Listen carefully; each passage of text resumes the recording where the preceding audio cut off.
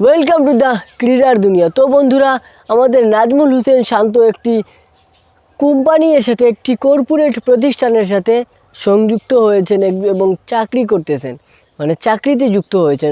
এখন উনি ওখান থেকে একটা মাসিক বেতন পাবেন এবং ওনার মাসিক বেতনের পরিমাণ আরও একটু বেড়ে যাবে। তো বন্ধুরা, এটা মেইন আলোচনার বিষয় নয়।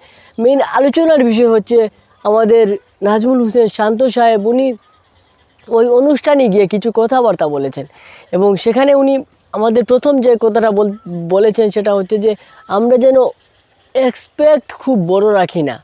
সামনে যে টি-20 ওয়ার্ল্ড কাপ আছে সেখানে আমরা যেন অনেক বড় কিছু আশা করি না, কারণ আমরা দেখেছি প্রতিবার যখন বাংলাদেশ টিম ওয়ার্ল্ড কাপ খেলতে যায়, সেটা ওয়ানডে বিশ্বকাপ হোক কিংবা টি-20 বিশ্বকাপ হোক, 2015 সালের পর থেকে 2015 সালে কিন্তু আমরা তেমন আশা নিয়ে যাই নাই, কিন্তু 2015 সালের পর থেকে আমাদের আশা কিন্তু অনেক হাই থাকে, কিন্তু পারফরমেন্স খুবই লো থাকে।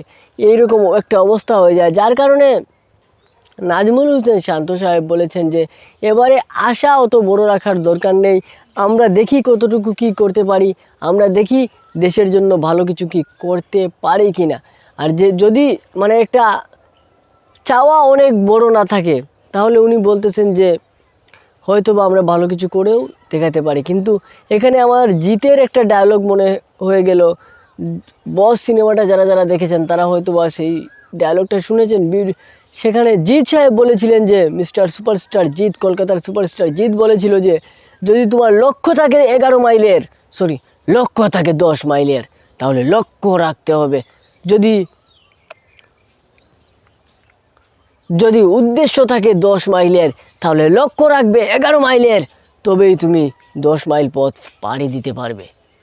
তবে নাজমুল হোসেন শান্ত হয়তো বা একটু উল্টা বুঝেন, তাই এরকম কথাবার্তা বলেছেন, হয়তো বা প্লেয়ারদের উপর প্রেশার বিল্ড করতে চান নাই। তো বন্ধুরা, সেকেন্ডে যে ইম্পর্টেন্ট কথা তিনি বলেছেন সেটা হচ্ছে যে উনি তামিম ইকবাল এবং মুশফিকুর রহিমকে সুযোগ পেলে ফিরিয়ে আনবেন টি-20-তে। যেহেতু ওনারা অবসর নিয়েছেন, তাই ওনাদের অবসর ভেঙে উনি ফিরিয়ে আনবেন তাদেরকে টি-20-তে।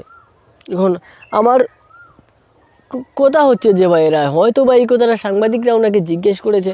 এই সাংবাদিকদের সাথে কোথায় কোথায় তাল মিলিয়ে কথা বলার তো কোনো প্রয়োজন নেই বন্ধুরা, কারণ আমরা দেখতে পাচ্ছি যে টিমের মধ্যে তামিম এবং মুশফিকের কোনো জায়গায় নেই, এবং এটা পুরা অহেতুক একটা কথা বলেছেন মিস্টার নাজমুল হোসেন শান্ত।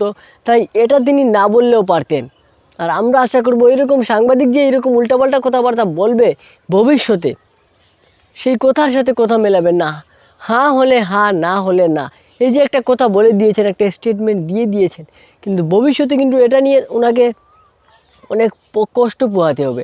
এটা আমাদের নাজমুল হোসেন শান্তকে বুঝতে হবে। তো বন্ধুরা, আপনারা কি মনে করেন অবশ্যই কমেন্টে জানিয়ে দিবেন। তামিম মুশফিক কি ফিরবে, এটাও কমেন্টে জানিয়ে দিবেন। দেখা হচ্ছে নেক্সট ভিডিওতে। আজকের মতো বিদায়, ভালো থাকবেন, আসসালামু আলাইকুম।